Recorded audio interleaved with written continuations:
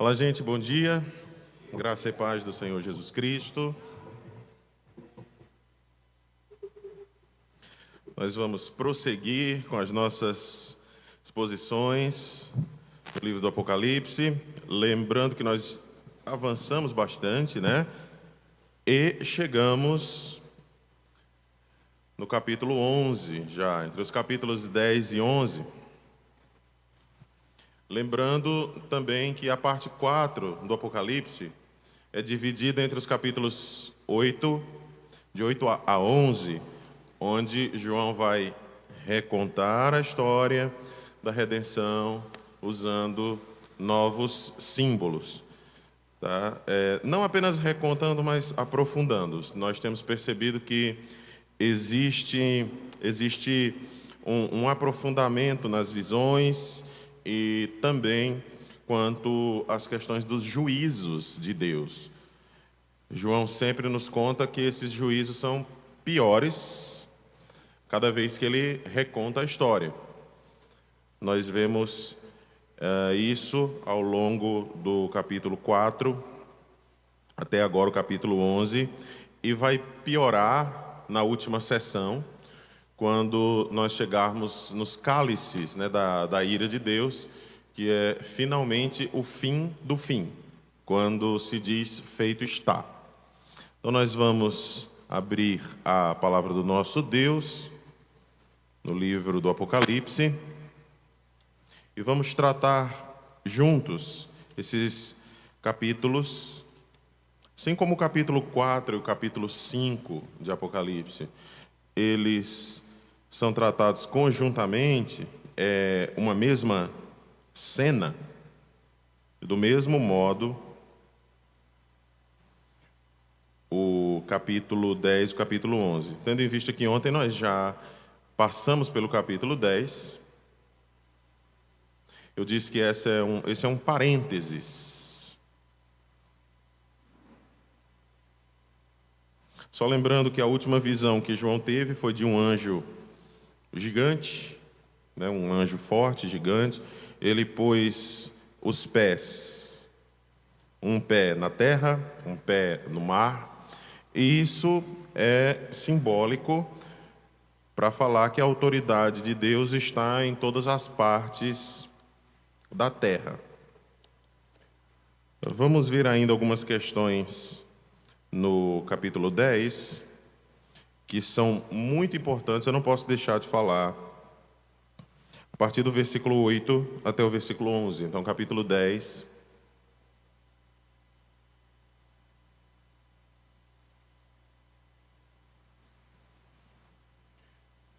versículos 8, 9, 10 e 11.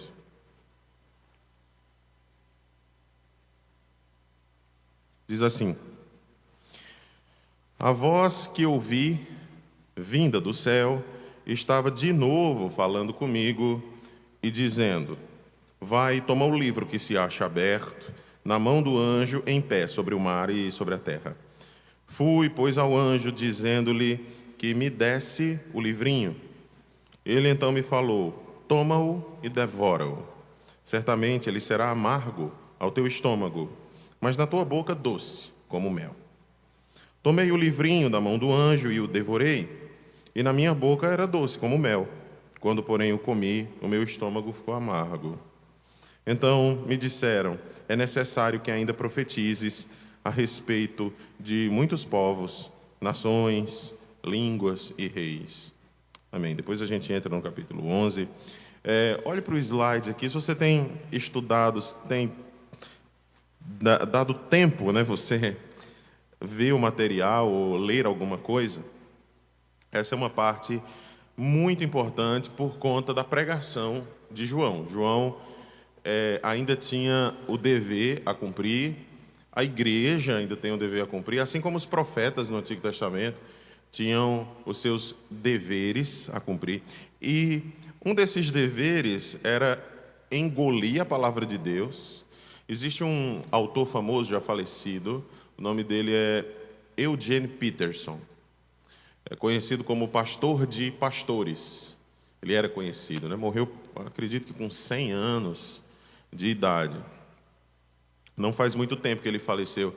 Ele escrevia livros fantásticos, maravilhosos no campo pastoral, e também era uma grande autoridade em hebraico bíblico. Aquela Bíblia chamada A Mensagem, não sei se os irmãos conhecem, A Mensagem, ele traduziu aquela Bíblia sozinho, tá, durante os últimos anos da vida dele. E ele escreveu um livro com um nome interessante, um título interessante, é Coma Este Livro. Eu acredito que esse livro não esteja mais disponível, não deve estar mais à venda, deve se encontrar num sebo, mas eu tenho procurado. E outra é Corra com os Cavalos, não sei se o pastor Marcos tem, Corra com os Cavalos. Também é um livro que não está mais disponível, tá? É antigão, tá? São livros antigos. E o Coma Este Livro, eu me lembro no seminário, a gente lendo, né? E acho que é um bolo na capa do livro, se eu não me engano. E a gente olhava e estranhava a capa, né? Como é este livro? Mas é exatamente sobre as visões proféticas em que os anjos e a voz de Deus vinda do céu ordenavam aos profetas para que eles comessem a palavra de Deus e pudessem proclamar.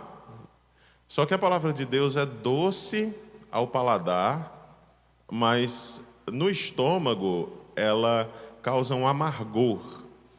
E é exatamente isso aqui que acontece com João também. Nós vamos ver os motivos, obviamente, mas João é comissionado, convocado a comer a palavra de Deus. E ele já recebe a informação de que a palavra é doce ao paladar dele, mas ele sentiria um amargor no estômago. Então ela tem esse caráter de duplicidade dentro do profeta.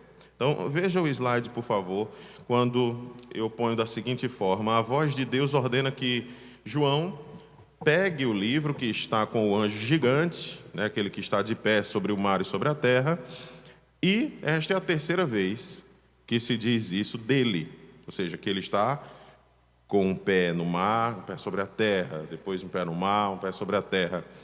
Essa repetição, né, essa ênfase, significa essa autoridade de Deus. Deixe-me falar um pouco a respeito de ênfase dentro do contexto bíblico. Em hebraico, por exemplo, e João era um judeu, e por ser judeu, obviamente ele falava o hebraico e o aramaico, talvez muito mais o aramaico que o hebraico, que era a língua corrente. Nós não temos o que na língua portuguesa a gente chama de adjetivo superlativo absoluto, tá? Que seria o doce, dulcíssimo, tá? Nós não temos isso em hebraico. Forte, fortíssimo, nós não temos esses íssimos. Nós temos a palavra repetida, o adjetivo repetido 3 vezes. Então, por exemplo, quando os anjos estão lá em Isaías, no capítulo 6, os serafins, né, estão lá, eles dizem Kadosh, Kadosh, Kadosh, né? Santo, Santo, Santo é o Senhor dos Exércitos.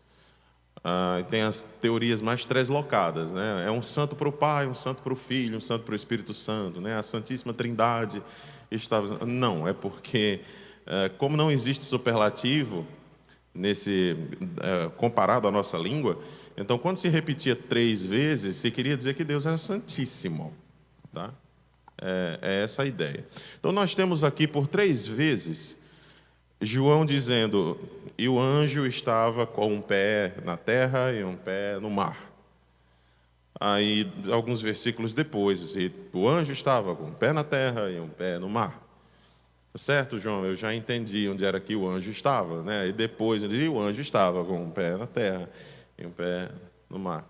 Então, há pessoas que leem e, por não entenderem nem as figuras ou nem essas questões linguísticas, acabam, mas isso é muito repetitivo, isso é muito cansativo.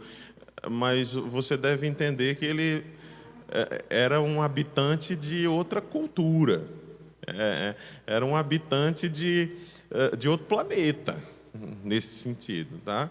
Nós estamos aqui no século 21 e João escrevia tal qual um homem da sua época. Então, para nós, algumas coisas parecem chatas, esquisitas, mas você deve se lembrar de quem está escrevendo por um motivo e ele é filho da sua época. Voltemos para cá. Isso aí, talvez para se deixar claro que a mensagem de Deus por meio deste anjo abrange toda a terra. Quando João se aproxima, o anjo fala com ele e lhe ordena que pegue o livro e o coma, mas avisa que será amargo em seu estômago, ainda que seja doce em sua boca. E essa cena é baseada numa cena similar de Ezequiel. Abra, por favor, Ezequiel, capítulo 2. Ezequiel, capítulo 2. Esse próximo slide, que é o de número 7, eu não sei se tem como consertá-lo aí em cima. Como é o nome da moça ali em cima? Aline. Eu não sei se tem como consertar esse slide, aí, o próximo, 7. Colocá-lo em itálico. Ele é uma citação bíblica, colocar todo em itálico e depois você coloca de volta. O 7, o próximo. Eu ainda não coloquei. Eu acho que vai ser melhor a gente ler aqui no slide, gente, porque ele vai estar maior, nós podemos acompanhar juntos, tá? A leitura. Slide, o número 7. Esse próximo, ó. É o contrário? Não. Certo. Como eu coloquei na NVI, e eu acredito que a NVI tenha uma tradução mais fluida que essa nossa Bíblia anterior, né, a ARA. Então eu queria que nós lêssemos ali na NVI. Mas deixa aberto aí, tá?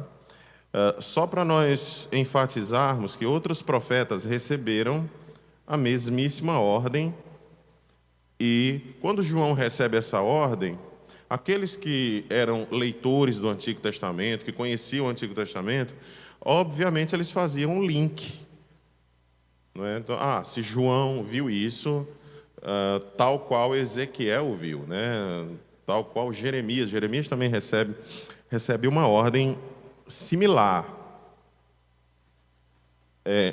Coloca em itálico, por favor, só para que você vai enviar para mim. Eu não tenho esses slides. Eu fui mandando esses slides para cá, viu, gente? As informações para cá. E os slides foram sendo feitos. Então, a despeito de eu ter feito, mas eu não tenho os slides propriamente ditos. Acompanhe comigo. Mas você, filho do homem, ouça o que lhe digo. Não seja rebelde como aquela nação. Abra a boca e coma o que eu vou dar, o que lhe vou dar. Então olhei e vi a mão de alguém estendida para mim.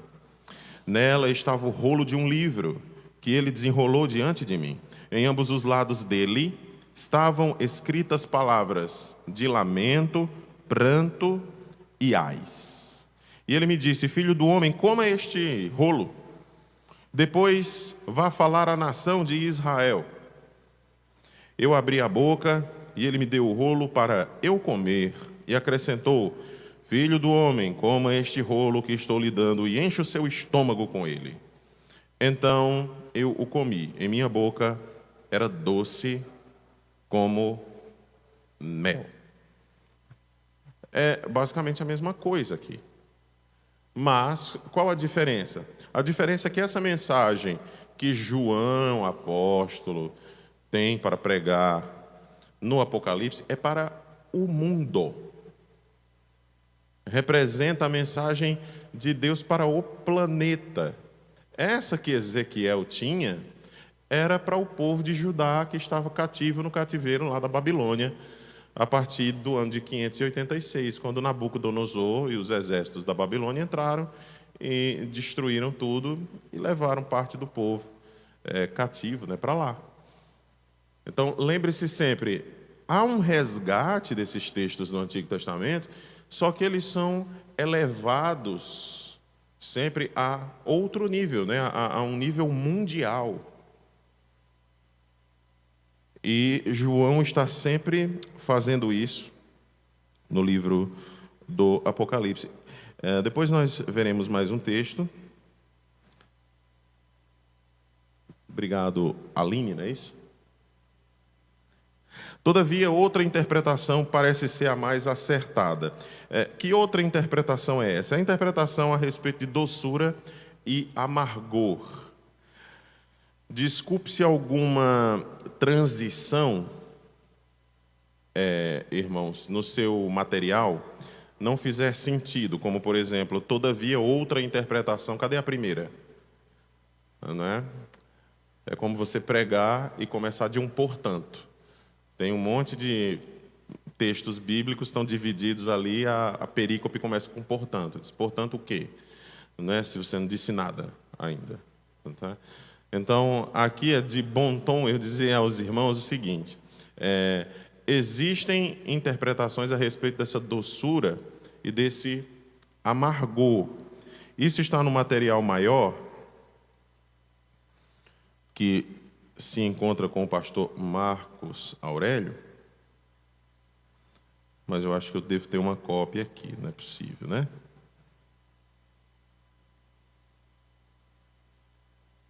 Só me dê um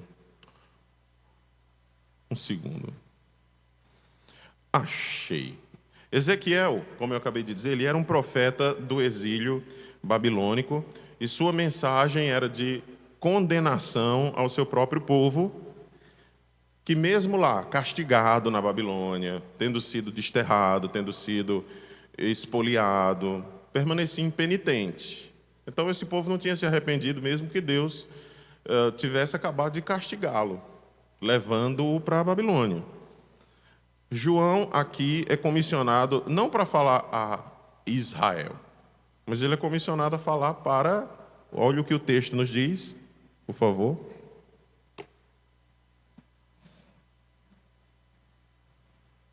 Ele diz aqui no final, no versículo 11, é necessário que ainda profetizes a respeito de muitos povos, nações, línguas e reis. Para Ezequiel, não. Para Ezequiel era profetiza aí para o povo que está com você no cativeiro. Tá? Então, o início da mensagem profética é uma parábola aqui encenada da medição de um templo. Também, qual a primeira interpretação a respeito desta doçura e deste amargor? Seria o seguinte: o profeta ele vai e prega para o povo, ele tem a palavra de Deus dentro de si e ele sente a doçura de conhecer a palavra de Deus, ter sido alvo da palavra dentro do seu próprio coração. Então essa é a doçura. O amargor é quando o profeta leva isso ao povo e o povo não está nem aí. Então o profeta se entristece e existe esse amargor por ele ter ido até o povo e o povo não ter dado a mínima. A interpretação 2 é que tudo acontece dentro do profeta. Ele não depende de se entristecer porque o povo não dará ouvidos, mas ele mesmo por dentro percebe que aquela palavra é uma palavra tanto de salvação quanto de condenação. Se você se lembrar, Isaías, quando recebe a ordem de pregar, ele diz assim, Senhor, o Senhor diz, a quem enviarei? Não é? E ele diz, envia-me a mim. Aí o Senhor diz, olha, Isaías, você vai pregar, mas o povo não vai ouvir. Você vai falar e o povo não vai estar nem aí. Até que eu venha e destrua. E Isaías fica triste e diz, mas até quando, Senhor? Ele se entristece, ele tem uma mensagem para o povo, mas Deus de antemão já diz, esse povo não vai escutar você. Eu estou mandando, mas fique sabendo que o povo não vai lhe dar atenção. Com Ezequiel, era na mesma forma, só que Ezequiel já estava, como disse eu, no cativeiro da Babilônia. E as pessoas diziam de Ezequiel o seguinte: ele fala bem e a voz dele é como de alguém que tange bem a harpa. Ou seja, você poderia ser um cantor da noite, Ezequiel. Você canta tão bem, sua voz é tão linda. Não, mas eu não estou aqui para isso. Deus trouxe uma palavra para vocês. Ah, Ezequiel, como é lindo o seu jeito de pregar, né? Não, convertam-se, arrependam-se.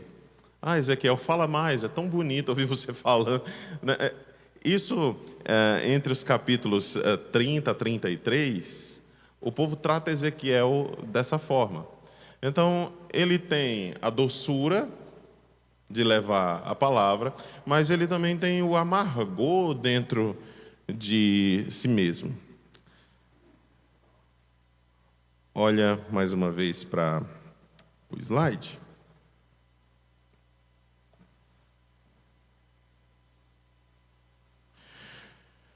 Todavia, outra interpretação parecerá mais acertada, aquela na qual tanto a doçura quanto o amargor estão dentro do próprio profeta.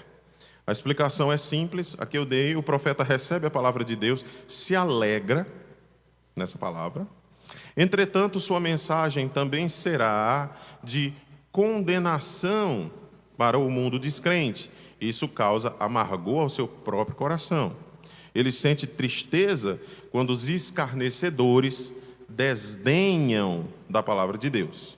Aqui eu coloco o Pringent. Pringent é um padre que estuda escatologia, não sei nem se ele está mais vivo, estuda escatologia, uma grande autoridade nessa área. O Pringent resume a ideia lucidamente quando diz: ele, João, experimentará primeiro para si mesmo a doçura e o amargor de ser, neste mundo, o porta-voz de Deus. Ou seja, quem é porta-voz de Deus sente tem os dois sentimentos ao mesmo tempo. Você sente felicidade por ter a palavra de Deus, você se sente feliz, mas ao mesmo tempo você sente o amargor no seu coração, porque o coração das pessoas é duro, endurecido.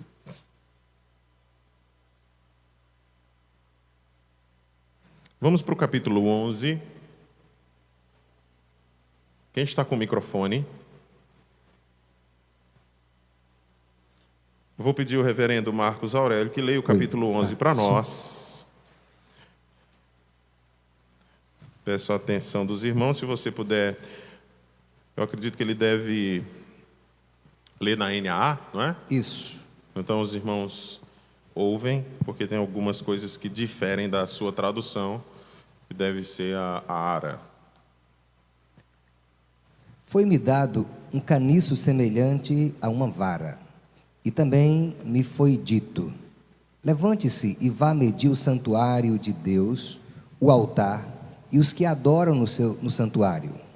Mas deixe de lado o átrio exterior do santuário e não o meça, porque esse átrio foi dado aos gentios, que por 42 meses pisarão a cidade santa. Darei autoridade às minhas 2 testemunhas, para que profetizem durante 1260 dias, vestidas de pano de saco. São estas as 2 oliveiras e os 2 candelabros que estão em pé diante do Senhor da terra. Se alguém pretende causar-lhes dano, da boca dessas testemunhas sai fogo e devora os inimigos. Sim, se alguém pretender causar-lhes dano, certamente deve morrer. Elas têm autoridade para fechar o céu, para que não chova durante os dias em que profetizarem. Têm autoridade também sobre as águas, para transformá-las em sangue, bem como para ferir a terra com todo tipo de flagelos, tantas vezes quantas quiserem. Quando tiverem então concluído o testemunho que devem dar, A besta que surge do abismo fará guerra contra elas. A besta vencerá e matará as testemunhas, e os seus cadáveres ficarão estirados na praça da grande cidade, que espiritualmente se chama Sodoma e Egito, onde também o seu Senhor foi crucificado. Então, muitos dentre os povos, tribos, línguas e nações contemplarão os cadáveres das duas testemunhas por 3 dias e meio, e não permitirão que esses cadáveres sejam sepultados. Os que habitam sobre a terra se alegrarão por causa da morte dessas duas testemunhas, realizarão festas, enviarão presentes uns aos outros, porque esses 2 profetas atormentaram os que moram sobre a terra.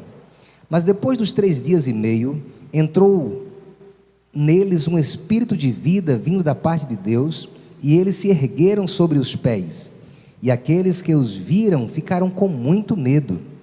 E as duas testemunhas ouviram uma voz forte vinda do céu, dizendo-lhes: subam para cá.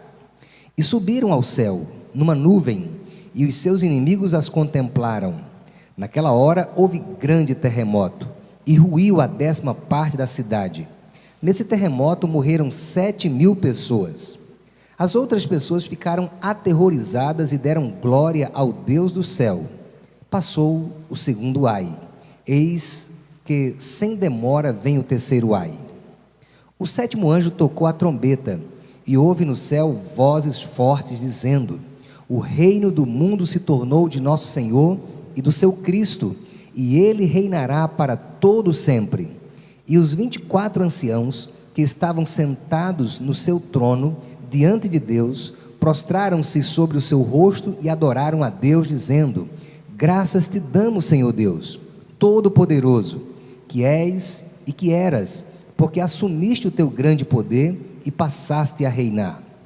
Na verdade, as nações se enfureceram, chegou, porém, a tua ira, o tempo determinado para serem julgados os mortos, para se dar o galardão aos teus servos, os profetas, aos santos e aos que temem o teu nome, tanto aos pequenos como aos grandes, e para destruíres os que destroem a terra. Abriu-se então o santuário de Deus, que se acha no céu, e foi vista a arca da sua aliança no seu santuário, e sobrevieram relâmpagos, vozes, trovões, terremoto e forte chuva de granizo.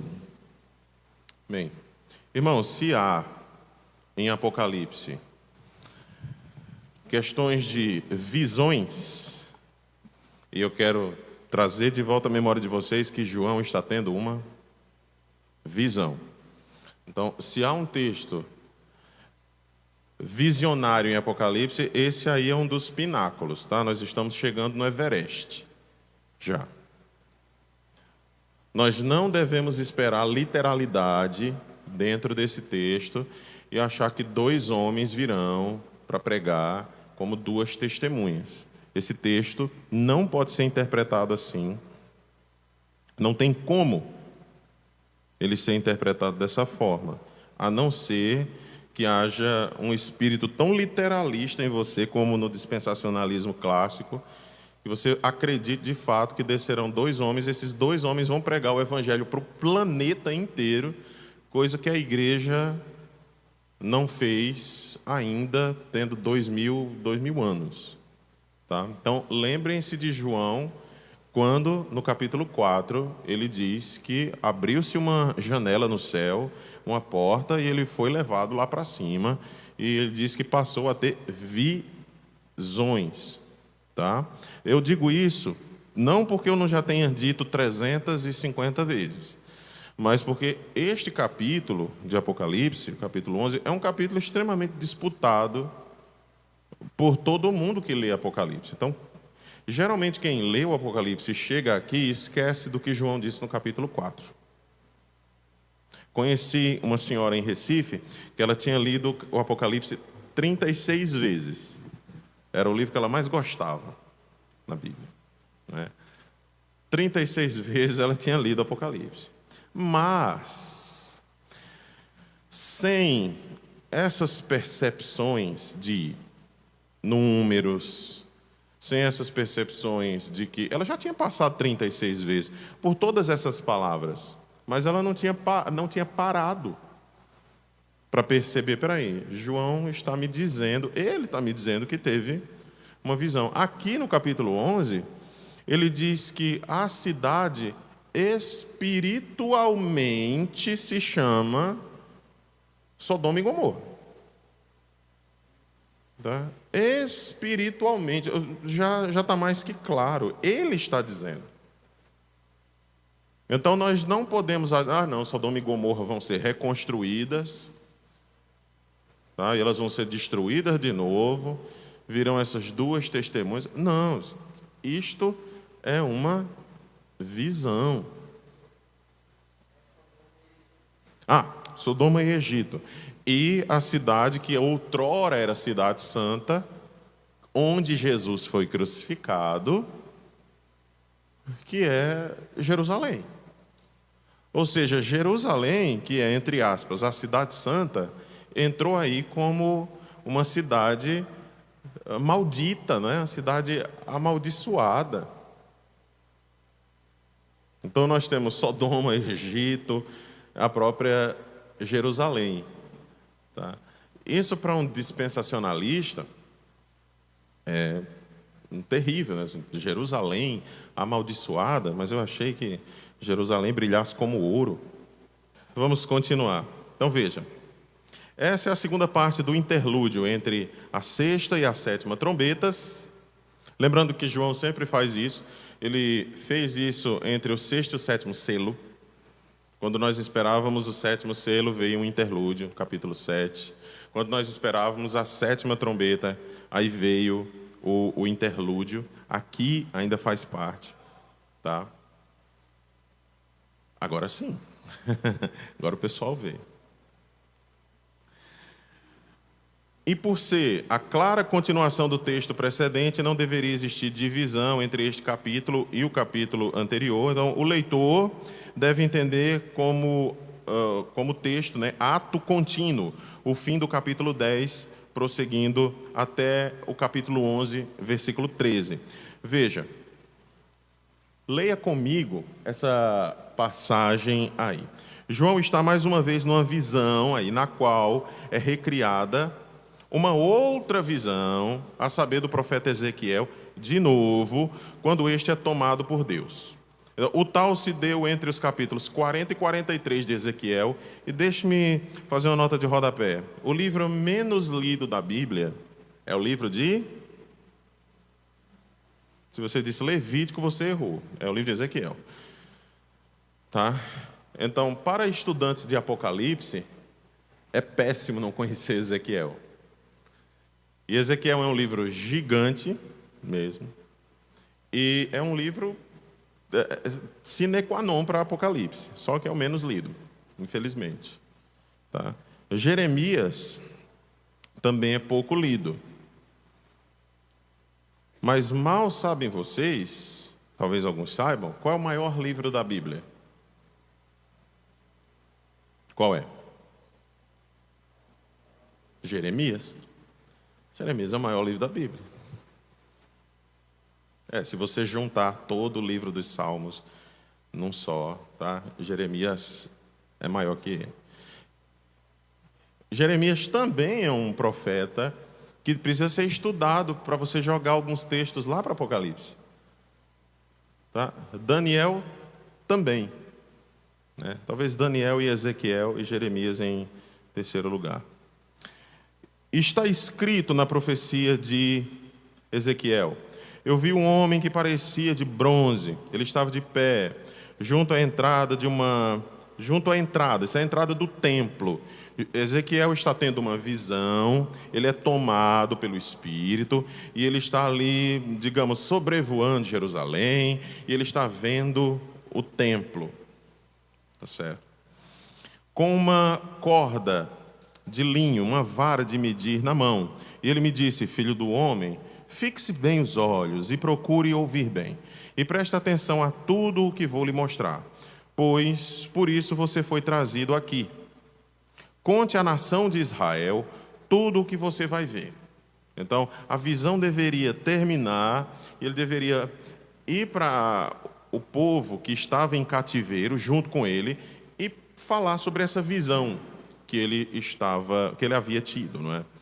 Vi um muro que cercava completamente a área do templo. O comprimento da vara de medir na mão do homem era de 6 medidas longas, cada uma com meio metro. Ele mediu o muro, que tinha 3 metros de espessura e 3 de altura. Ezequiel 40, 3 a 5, mas você precisa ler Ezequiel capítulos 40, 41, 42, 43, para entender tudo o que ele vem falando aí. O que é que nós vemos em primeiro lugar aqui no capítulo 11? Nós vemos que foi dada uma ordem a João para medir o santuário. Que santuário? Tá? O santuário que ele estava vendo, mas ele estava tendo uma visão. Então ele estava medindo um santuário espiritual. Medições. Para que serviam medições no mundo antigo? Geralmente para proteção de lugares. Então, media-se o lugar para que aquele lugar fosse protegido, aquela área fosse protegida. Vá, meça aquela área para que ela seja protegida. O resto a gente destrói, tá? Não sobra pedra sobre pedra. Então, aqui, João diz que foi-lhe dado um caniço semelhante a uma vara. Dispõe-te, mede o santuário de Deus, seu altar e os que nele adoram. Ou seja, era uma medição do santuário, do altar e do povo que adora a Deus ali. Então ele vai, faz essa medição. Mas deixa de parte, ou seja, deixa de lado, não mede o átrio exterior do santuário, porque foi ele dado aos gentios, ou seja, gentios aqui são pagãos, no caso, os judeus dividiam o mundo assim, né? Povo de Israel, Goi, como eu disse anteriormente, são os pagãos, o resto do planeta Terra. Estes, por 42 meses, calcarão aos pés a cidade santa. Então, o que ele está dizendo aqui é, durante 42 meses, 1.260 dias, 3 anos e meio, que é basicamente, é a mesma coisa, não é? Quando nós vemos essa simbologia de 42 meses, eu acho que no glossário de vocês aí deve ter alguma coisa a respeito disso. 1.260 dias, 3 anos e meio, 42 meses. Esse é um número interessante. É um número sobre o qual eu não posso contar a história toda, porque é uma história muito longa. Mas nós vamos avançar e talvez eu tangencie algumas coisas a respeito dessa numeração. Tá bom?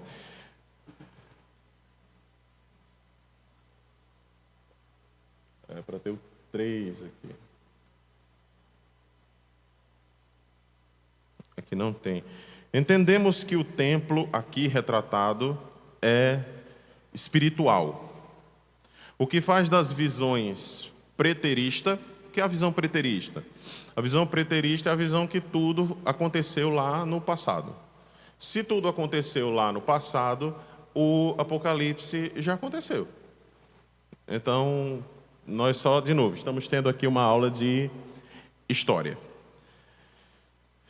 O que faz das visões preterista e dispensacionalista incoerentes. Então, nós não temos um templo reconstruído em Jerusalém, que essa é a alegação dos dispensacionalistas, infelizmente infectou todo o evangelicalismo mundial, porque é como calça jeans, gente.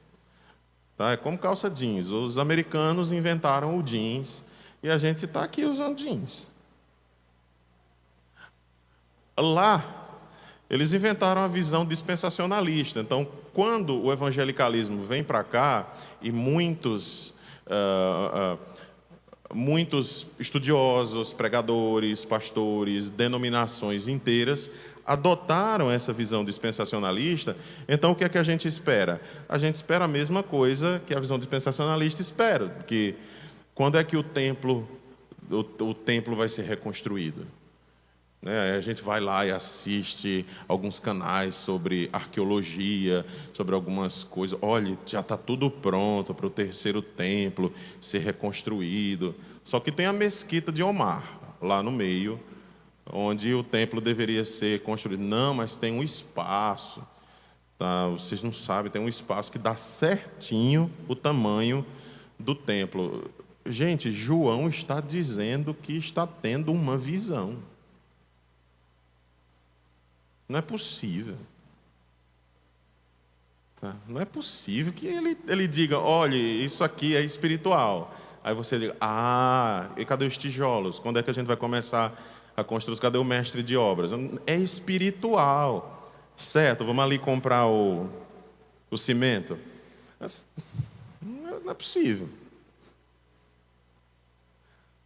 Só que é possível, né? Se não fosse, não haveria dispensacionalistas. Tá? Então, número 3, entendemos que o templo aqui retratado é espiritual, o que faz das visões preterista e dispensacionalista incoerentes. Na realidade, o livro do Apocalipse não fala quase nunca de coisas físicas, quase nunca mesmo, mas de realidades espirituais por detrás de visões reveladas ao apóstolo João. Aí o Grant Osborne, né, falecido em 2015, se eu não me engano, o Grant Osborne apela ao substantivo naon, que vem de naos, que significa templo, tá? E que em Apocalipse nunca aparece no sentido físico. Mas no Novo Testamento, o termo templo significa igreja, conforme escreveu Paulo aos Coríntios. Se alguém destruir o santuário de Deus, Deus o destruirá, pois o santuário de Deus, que são vocês, sempre, no Novo Testamento, templo é igreja. E você precisa ligar os pontos, para que você não leia o Apocalipse como uma peça única, tá, atomizada, né? A gente chama isso de hermenêutica atomística. Você quebrou ali em vários pedaços, como Demócrito disse. Eu vou até o 6 e acompanhe comigo. Quanto a esse período de tempo, a saber, os 1260 dias, nós vamos falar sobre as duas testemunhas, óbvio, mas deixe-me ir primeiro falar sobre esse tempo. Ou 3 anos e meio, ou ainda 42 meses, que é um termo tão discutido nas várias correntes interpretativas, devemos saber que esta referência é extraída aqui, 2 pontos. Esta referência é extraída de Daniel 7, 25, de Daniel 12, 7. E é a extensão de tempo que é igual aos 42 meses e aos 1260 dias mencionados por João em outros lugares. Então, sempre que João mencionar 1260 dias, 3 anos e meio, João está mencionando esse mesmo período de tempo que Daniel menciona no capítulo 7, capítulo 12. O que foi que aconteceu lá de histórico? Aí sim, o que foi que aconteceu lá, na época de Daniel, histórico, que João reutiliza esse símbolo de forma espiritual. Continue comigo. Em um cenário histórico, existiu um período literal de 3 anos e meio, durante o tempo de Elias. Então, nós temos Elias orou, o céu se fechou, 3 anos e meio, depois orou de novo, choveu. Tá? Então, lembre-se, tá? Tem muitas referências na mente do leitor do Antigo Testamento. Houve um período de 3 anos e meio, quando o templo foi profanado, durante a guerra dos Macabeus. Eu sei que na nossa Bíblia não tem o livro dos Macabeus, em 1º e 2º Macabeus. Mas aquela época foi uma época histórica, tá? Antes de Cristo. Judas Macabeu se rebelou contra Antíoco Epifânio, e essa rebelião, a época mais dura, né, da rebelião e da perseguição, durou 3 anos e meio. Então seria, na visão dos judeus, seria assim: qual o período mais difícil pelo qual vocês já passaram? O período mais difícil foi aquele período lá dos Macabeus, quando Antíoco Epifânio. Seria como se alguém perguntasse, você com 70 anos, 80 anos de idade, e você tivesse passado por alguma coisa tão difícil na sua vida, quando você tinha, sei lá, 20, 30, 40, e aquilo ali ficou marcado na sua memória como o período mais difícil que você já passou na sua vida. Tá? Talvez nós aqui, os mais jovens, ainda não tenhamos passado por esse período, mas vamos passar. Se você chegar para o seu avô, para sua avó, ou para os mais idosos aqui, qual foi o período? Vai ter um período, essa foi a fase mais difícil da nossa vida. Ou ficou desempregado, ou a perda de um filho, ou um desastre, ou não sei. Então, quando se chegava para um judeu, ou para o povo de Israel, e dizia assim: qual a época mais difícil que vocês já passaram? Bem, nós já passamos por várias épocas difíceis. O cativeiro no Egito, nós já passamos pelo cativeiro da Babilônia, mas a perseguição de Antíoco Epifânio, essa foi a pior de todas. O homem entra com um porco, um animal imundo para o judaísmo, ele vai até o templo e mata o porco lá dentro, e sangra e joga o sangue do porco dentro do templo. E ele quer obrigar os judeus a comerem carne de porco, ele quer obrigar os judeus a adorar ídolos pagãos, ele quer colocar ídolos dentro do templo. E o que os judeus fizeram? Bem, alguns se ajoelharam e esticaram o pescoço para serem mortos. Pode me matar, não vou fazer nada disso. Tá? Muitos foram mortos ali imediatamente. Ficaram para fora, hein? Espada, espada, espada. Outros se revoltaram nessa época. Isso durou 3 anos e meio.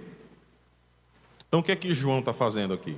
Está resgatando isso como um período extremo pelo qual a igreja vai passar. Aí é onde entra também um aspecto futurista. A igreja vem sofrendo perseguições severas durante esses 2000 anos, da primeira vinda, segunda vinda de Cristo? Vem.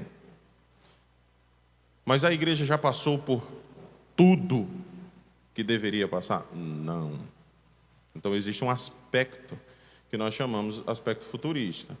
Por isso a leitura é uma leitura idealístico-futurista. João está falando por meio de símbolos e linguagem, mas nem tudo aconteceu, então é idealístico futurista. Ainda mais. De novo, a partir do houve, né? Houve um período de 3 anos e meio, quando o templo foi profanado durante a Guerra dos Macabeus, de 167 a 164 a.C. Está lá em 1 Macabeus, capítulo 1, até o capítulo 3, e no segundo livro dos Macabeus, no capítulo 5. As profecias de Daniel 7:25, 12:7, se referem a esse período. No Apocalipse, esse período é uma referência não literal, porque esse período já tinha passado. Tá? Não literal aí deveria ter um hífenzinho. Eu estou corrigindo aqui o material, gente, para próximas exposições. Tá? Então, uma referência não literal, mas simbólica, do intervalo entre a primeira e a segunda vinda de Jesus, como o intervalo de 42 meses ou 1.260 dias. É o período no qual a serpente das ilusões governa o mundo. Esse período chega definitivamente ao fim, quando Deus intervém. Então, estamos, em nossa visão idealista, estamos vivendo esse período de 1.260 dias? Sim. Tá? Estamos vivendo o milênio? Sim, que é o mesmo do capítulo 20, que a gente vai chegar lá, que é um capítulo disputadíssimo. Tá? Então, esse é o período sobre o qual João está falando. Só que, de novo, resgatando algo literal ali do Antigo Testamento e jogando para frente, dizendo que isso vai se cumprir espiritualmente, só que no mundo inteiro. Agora, dos versos 3 a 13, nós temos o ministério das duas testemunhas. Quem são esses dois homens? João está tendo uma visão. Tá? Então, quem são esses dois homens? Não são dois homens. Ponto.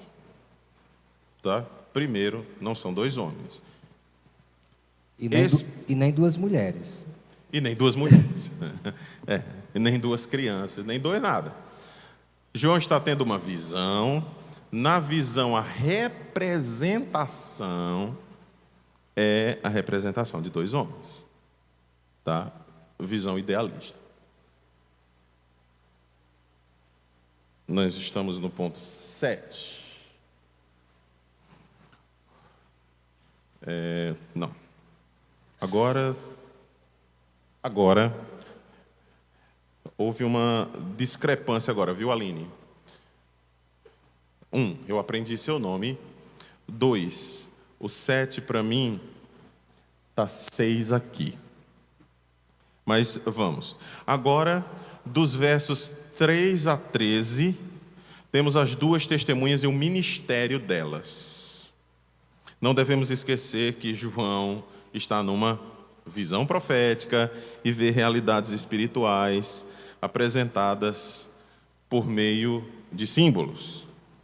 Por conta de algumas características, essas testemunhas são vistas como Elias,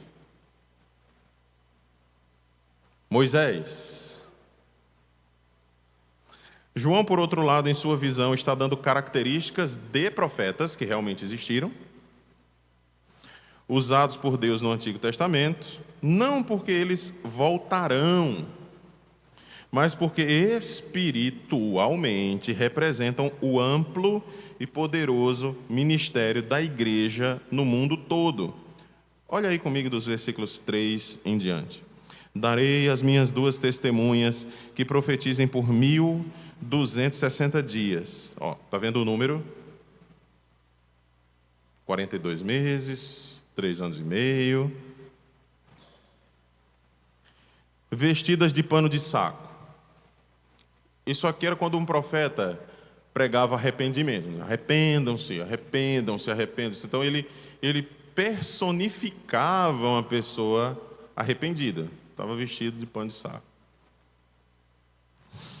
São estas as duas oliveiras, os dois candeeiros que se acham em pé diante do Senhor da terra. Visão de Zacarias. Se alguém pretende causar-lhes dano, sai fogo da sua boca e devora os inimigos. Sim, se alguém pretende causar-lhes dano, certamente deve morrer. Elas têm autoridade para fechar o céu. Quem foi que orou e fechou o céu? Elias. Então, alguns olham para o texto e dizem, Elias vai voltar. E fica até fácil dizer que ele vai voltar, porque ele foi trasladado. Então, né, se você juntar uma coisa com a outra, aí vai ser Elias mesmo e acabou-se. Né? Só que, não. O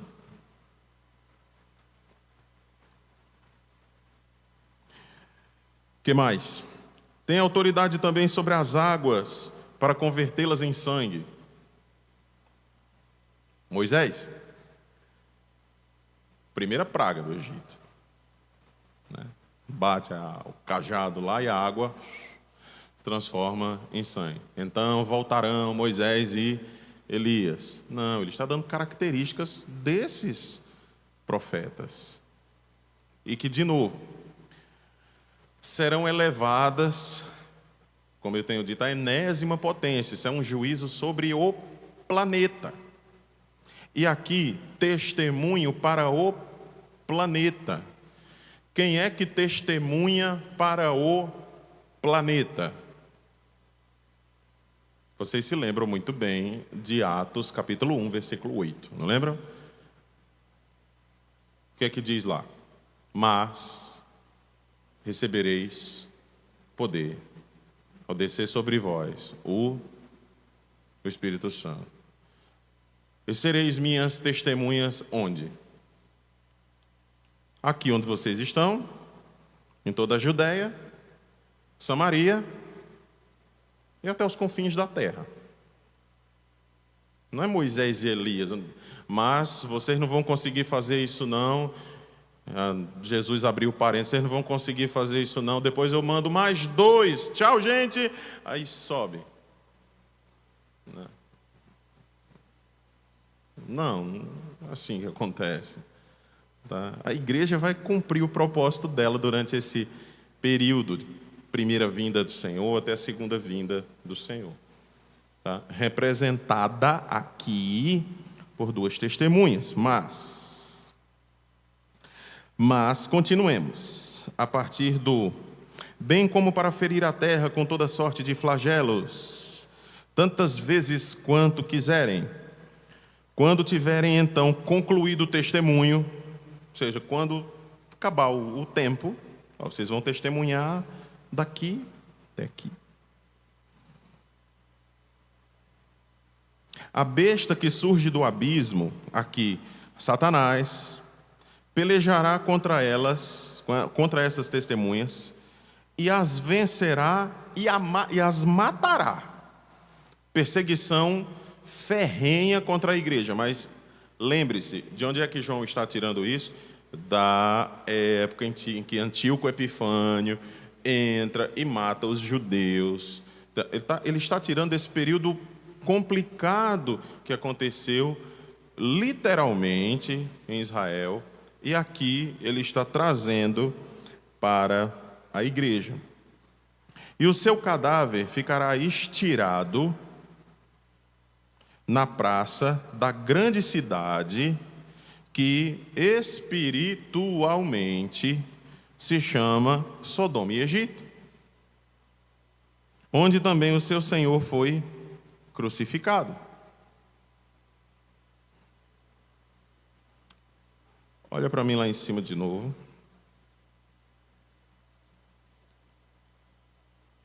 Portanto, entendemos as 2 testemunhas não como 2 pessoas que pregarão para o mundo todo, mas como o ministério da igreja durante o tempo entre a primeira e segunda vinda de Cristo. De novo, o professor Osborne acredita que são 2 pessoas reais. Veja, como o anticristo é uma pessoa real. Nós chegaremos lá. Mas que representam a igreja num sentido corporativo. Então, existe essa terceira opção. 2 pessoas reais, mas elas representam a igreja no sentido corporativo. Há problema nessa interpretação? O que a igreja não fez em 2000 anos, 2 pessoas vão fazer. Como?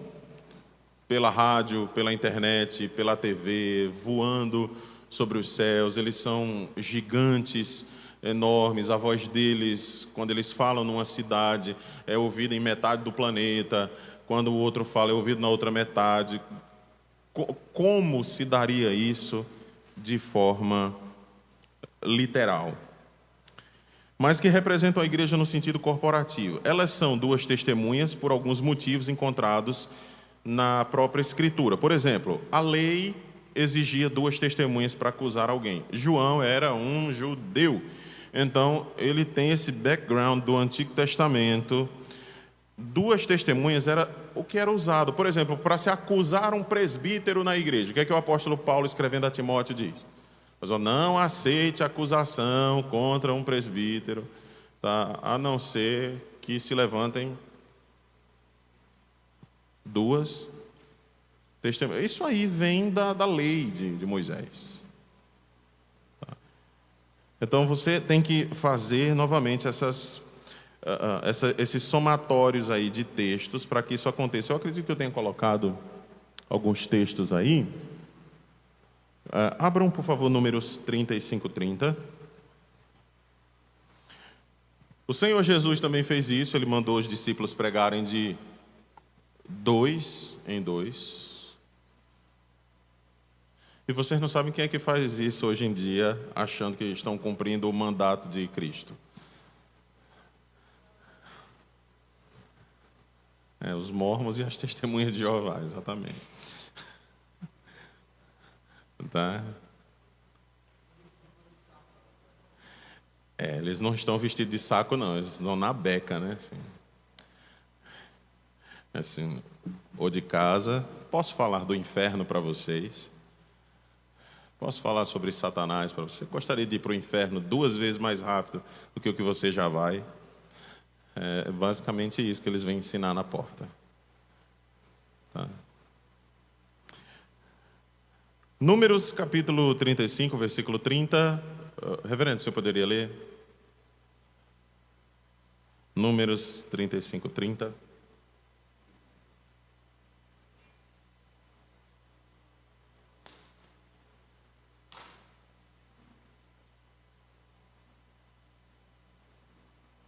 Números 35, 30. Todo aquele que matar uma pessoa será morto, conforme o depoimento das testemunhas. Muito bem. Essas testemunhas eram 2, conforme a lei de Moisés. Deuteronômio 17, 6. Deuteronômio 17, 6.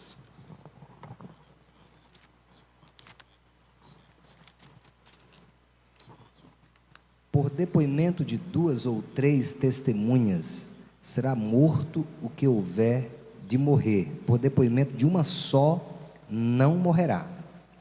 Muito bem. Deuteronômio 19, 15.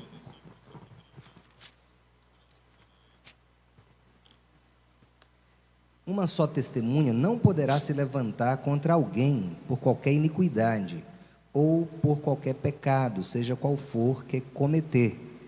Pelo depoimento de 2 ou 3 testemunhas, se estabelecerá o fato. Irmãos, só para a gente entender de onde vem essas informações. Isso não está solto no livro de Apocalipse. De novo, cuidado com a interpretação atomística, como se você pegasse o livro do Apocalipse e jogasse ele sozinho, mas eu vou olhar só para ele. Reverendo, tem algum significado, algum princípio, essa ideia de que elas têm autoridade para ferir a terra com todo tipo de flagelos, tantas vezes quantas quiserem? Olhe, as interpretações são inúmeras, tá? Mas isso tem a ver com a proteção de Deus. Elas têm autoridade, elas receberam isso do Senhor. É sempre um verbo que é utilizado, que é uma espécie de voz passiva, tá?